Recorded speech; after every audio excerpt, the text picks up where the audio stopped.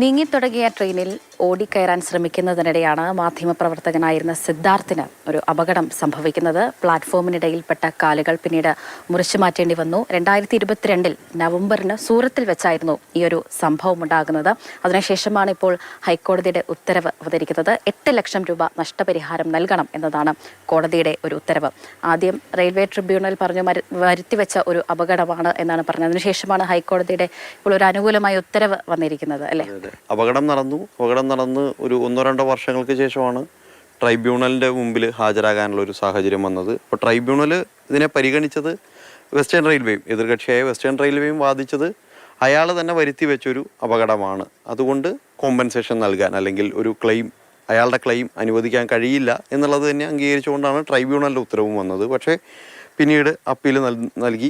അപകടം അശ്രദ്ധ കൊണ്ട് വന്ന അപകടമാണെങ്കിലും അത് മനഃപൂർവ്വമല്ലാത്തൊരു അശ്രദ്ധയാണ്. മനഃപൂർവ്വം ആത്മഹത്യാപരമായ ഒരു അശ്രദ്ധയായി അതിനെ പരിഗണിക്കാൻ കഴിയില്ല എന്നുള്ള പ്ലീയാണ് ഉന്നയിച്ചത്. അത് വളരെ ആശ്വാസകരമാണ്. ഒരു ട്രാൻസ്ഫർ കിട്ടി പുതിയൊരു ബ്യൂറോയിലേക്ക് ജോയിൻ ചെയ്യാൻ പോകുന്നതിനിടെയായിരുന്നു ഒരു അപകടം ഉണ്ടാകുന്നില്ല. അന്നത്തെ ഒരു സംഭവം ഒന്ന് ഓർത്തെടുക്കാൻ. തിരുവനന്തപുരത്ത് നിന്ന് ഡൽഹിയിലേക്ക് ട്രെയിനിൽ യാത്ര ചെയ്യുകയായിരുന്നു. പാൻട്രി ഇല്ലാത്ത ട്രെയിനായിരുന്നു. സൂറത്തിലെത്തി ഭക്ഷണം കഴിച്ച് ചായ കുടിച്ച് ഒരു ബിസ്ക്കറ്റ് പാക്കറ്റ് വാങ്ങിച്ച് തിരിച്ച് ട്രെയിനിൽ കയറാൻ ശ്രമിക്കുന്നതിനിടെയാണ് ട്രെയിൻ സ്റ്റാർട്ട് ചെയ്തിരുന്നു, മൂവ് ചെയ്ത് തുടങ്ങിയിരുന്നു. ട്രെയിനിൽ പിടിച്ചു കയറാൻ ശ്രമിച്ചപ്പോൾ താഴേക്ക് വീണ് കാലുകൾ അറ്റു പോവുകയാണ് ഉണ്ടായത്. ഒരു 10-20 മിനിറ്റോളം എനിക്ക് അവിടെ റെയിൽവേ ട്രാക്കിൽ തന്നെ ചെലവഴിക്കേണ്ടി വന്നു. പിന്നീട് RPF ഉദ്യോഗസ്ഥരൊക്കെ ഇടപെടുകയും ബോധം നഷ്ടപ്പെടാത്തത് കൊണ്ട് തന്നെ കുടുംബവുമായി ബന്ധപ്പെടാൻ എനിക്ക് കഴിഞ്ഞു. എല്ലാവർക്കും അറിയാൻ സ്വാഭാവികമായിട്ടൊരു ആഗ്രഹം ഉണ്ടാകും, എന്താണ് സിദ്ധാർത്ഥ് ഇപ്പോൾ ചെയ്യുന്നത് എന്ന്. ഇപ്പോൾ ഞാൻ തിരുവനന്തപുരം യൂണിവേഴ്സിറ്റി കോളേജിൽ പൊളിറ്റിക്കൽ സയൻസിൽ PhD ചെയ്യാണ്. അപ്പോൾ അങ്ങനെയാണ്, നഷ്ടപരിഹാരം നൽകാനാവില്ല എന്ന് റെയിൽവേ ട്രിബ്യൂണൽ വിലയിരുത്തുന്നു. അതിനുശേഷം സിദ്ധാർത്ഥ് ഒരു നിയമ പോരാട്ടം നടത്തുന്നു. ആ നിയമ പോരാട്ടമാണ് ഇപ്പോൾ ഫലം കണ്ടിരിക്കുന്നത്. മാത്രമല്ല, സിദ്ധാർത്ഥിൻ്റെ ഈ ഒരു ആത്മധൈര്യത്തെ പ്രശംസിക്കാതെയും വയ്യ. ക്യാമറമാൻ നിഖിൽ ജോസഫിനൊപ്പം സ്നേഹമോൾ നൈനാൻ, മാതൃഭൂമി ന്യൂസ്, കൊച്ചി. സ്നേഹമോൾ നൈനാൻ തന്നെ നമ്മുടെ കൂടെയുണ്ട്. സ്നേഹ, എൻ്റെ ഏറ്റവും അടുത്ത സുഹൃത്താണ് സിദ്ധാർത്ഥ്. മാധ്യമപ്രവർത്തന മേഖലയിലേക്ക് ഒരുമിച്ചെത്തിയവരാണ് ഞങ്ങൾ. ഇപ്പോഴും ആ സുഹൃത്ത് ബന്ധവും മുന്നിലോട്ട് പോകുന്നുണ്ട്. അപ്പോൾ ഈ അപകടം ഉൾപ്പെടെയുള്ള കാര്യങ്ങൾ അറിയാം. അതിനുശേഷവും ധൈര്യത്തോടെ ഉയർത്തെഴുന്നേറ്റ് വന്ന സിദ്ധാർത്ഥിനെയും അറിയാം. അപ്പോൾ ഈ ഒരു നിയമ പോരാട്ടവുമായിട്ട് മുന്നിലേക്ക് പോകുന്നുണ്ടായിരുന്നു. കരുതിക്കുട്ടിയുള്ള അപകടം എന്നുള്ള വാദമൊക്കെയാണ് റെയിൽവേ മുന്നിലേക്ക് വെച്ചത്. അപ്പോൾ അതിനെല്ലാം തന്നെ തരണം ചെയ്തുകൊണ്ട് ആ വിജയം നേടിയിരിക്കുകയാണ്. എങ്ങനെയായിരുന്നു സിദ്ധാർത്ഥിന്റെ പോരാട്ടം? ആദ്യം തന്നെ സിദ്ധാർത്ഥിൻ്റെ ആ ഒരു മനോധൈര്യത്തെയും ആത്മവീര്യത്തെയും ഒക്കെ പ്രത്യേകം പ്രശംസിക്കേണ്ടതായിട്ടുണ്ട്. കാരണം ആ ഒരു സാഹചര്യം, അത് കൈകാര്യം ചെയ്ത രീതിയൊക്കെ സിദ്ധാർത്ഥിൻ്റെ സഹപ്രവർത്തകരിൽ നിന്നടക്കം നമ്മൾ മനസ്സിലാക്കിയ കാര്യമാണ്.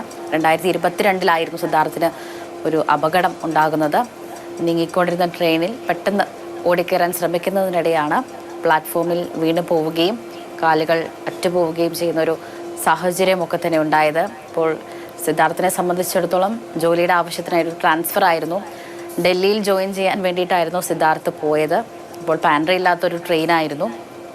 ഭക്ഷണവും വെള്ളവും വാങ്ങി തിരിച്ചു വരുന്നതിനിടയിലായിരുന്നു ഈ ഒരു സാഹചര്യം അല്ലെങ്കിൽ ഈ ഒരു അപകടം സിദ്ധാർത്ഥിന് സംഭവിക്കുന്നത്. പക്ഷേ അതിനുശേഷം ഈ ഒരു കാലയളവ് വരെയും സിദ്ധാർത്ഥിൻ്റെ ആ ഒരു ആത്മധൈര്യം അത് ചോർന്നു പോകാതെ വീണ്ടും മുന്നോട്ട് സഞ്ചരിക്കാനായിട്ടുണ്ടായ ഒരു ഇച്ഛാശക്തി, അതൊക്കെ പ്രത്യേകം പ്രശംസിക്കേണ്ട കാര്യമാണ്. ഏതായാലും നഷ്ടപരിഹാരം നൽകാനാവില്ല എന്നാണ് ആദ്യം റെയിൽവേ ട്രിബ്യൂണൽ പറഞ്ഞത്. അതിനുശേഷം സിദ്ധാർത്ഥ് ഒരു നിയമ പോരാട്ടം നടത്തി. ആ നിയമ പോരാട്ടത്തിലാണ് ഇപ്പോൾ ഹൈക്കോടതിയുടെ ഉത്തരവ് ഉണ്ടായിരിക്കുന്നത്. ആദ്യം റെയിൽവേ ട്രിബ്യൂണൽ പറഞ്ഞത് മനഃപൂർവ്വം വരുത്തിവെച്ച ഒരു അപകടം എന്ന് തന്നെയായിരുന്നു. അതൊരിക്കലും മനഃപൂർവ്വമല്ല എന്നതാണ് ഹൈക്കോടതിയുടെ ഒരു നിരീക്ഷണം. കാരണം വിശന്നപ്പോൾ ഭക്ഷണം വാങ്ങാൻ ഇറങ്ങി, ട്രെയിനെടുത്ത് തറഞ്ഞില്ല, തിരിച്ച് ട്രെയിനിലേക്ക് ഓടിക്കയറുന്നതിനിടെയായിരുന്നു ഒരു അപകടമുണ്ടായത്. ആത്മഹത്യാ ശ്രമമോ മറ്റോ ഒന്നുമല്ല. അപ്പോൾ അതുകൊണ്ട് അർഹമായ ഒരു നഷ്ടപരിഹാരം ലഭിക്കണം എന്ന് തന്നെയായിരുന്നു കോടതിയുടെ ആ ഒരു നിരീക്ഷണം. ആ ഒരു നിരീക്ഷണമാണ് ഇപ്പോൾ ഫലം കണ്ടിരിക്കുന്നത്.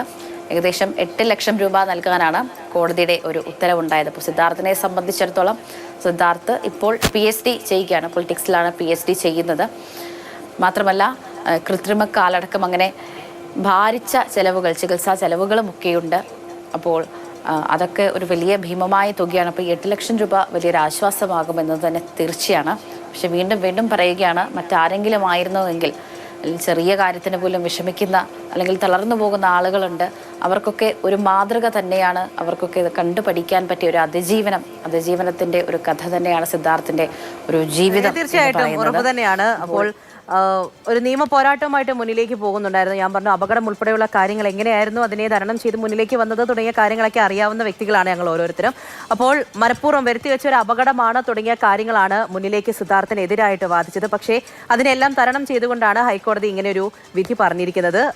അതിലാണ് 8 ലക്ഷം രൂപ ഇപ്പോൾ നഷ്ടപരിഹാരം നൽകിയിരിക്കുന്നത്. ഒരു സാധ്യതയാണ്, ഇങ്ങനെയുണ്ട്, നിയമ പോരാട്ടവുമായി മുന്നിലേക്ക് പോകാം, ഓരോരുത്തർക്കും പിന്നിലേക്ക് മാറരുത് തുടങ്ങിയ കാര്യങ്ങൾ കൂടി ഇങ്ങനെ ഒരു നിയമ പോരാട്ടവുമായി ബന്ധപ്പെട്ട് സിദ്ധാർത്ഥിലൂടെ നമുക്ക് മുന്നിലേക്ക് വെക്കാൻ കൂടി പറ്റും. വീണ്ടും കേട്ടതിൽ സന്തോഷം.